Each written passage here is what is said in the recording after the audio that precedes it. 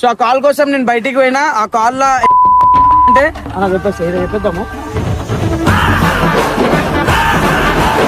అన్నా. నేడి రే టెంట్లు తీసేయి ఇప్పుడు అది వేస్ట్ అన్నా.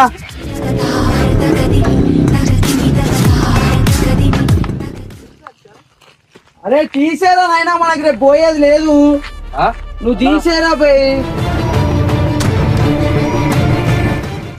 అన్నా. పోయేది లేదంటే ఏమైనా చెప్తే చెప్తా అన్నా. అన్నా సరే లేవన్నా, రెస్ట్ తీసుకోమంటాం. తీసేసేయాలి వేస్ట్. టెంట్లు తీసేమన్నా. ఎందుకు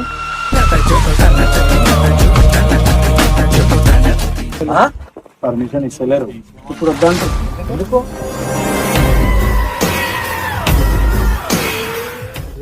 నిజమే చెప్తున్నారా బయట, లేకపోతే నువ్వు చూడు లెటర్ చూసానా చెప్పు మళ్ళా. వాడికి ఇంగ్లీష్ రాదు, ఇంగ్లీష్ తెలుగులో ఉందన్న ఇదిగో. ఇస్తలేరా నా పర్మిషన్. హైవే మీద ఏదో వర్క్ నడుస్తుందన్నా.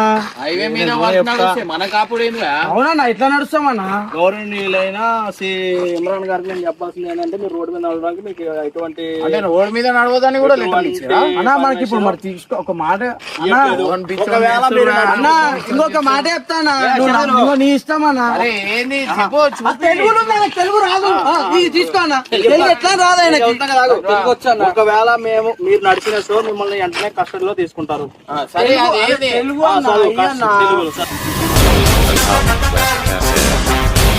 పెట్టరా పటాకిలు పెట్టరా పటాకిలు తోకైతే ఉంది అన్న, తోకైతే ఉంది అన్న, తోకైతే ఉంది.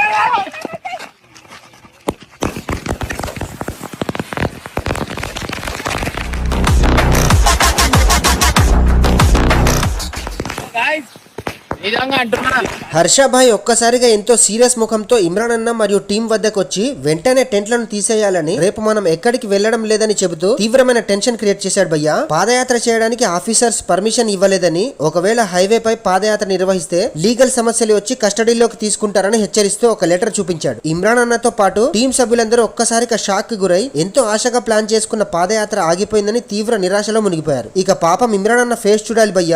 మంచిగా సినిమా ప్రమోషన్ చేద్దాం అనుకున్న అన్నకు మొదట్లోనే ఇలా అవ్వడం వల్ల చాలా నిరాశకు లోనైనట్లు కనిపించాడు. ఇక ఆ తర్వాత ఆ లెటర్ లో నిజంగా పాదయాత్ర పర్మిషన్ గురించే ఉందా, లేక ఇంకా వేరే దేని గురించైనా ఉందా? పూర్తి వీడియో పరేషాన్ హర్ష ఛానల్లో ఉంది, చూడండి.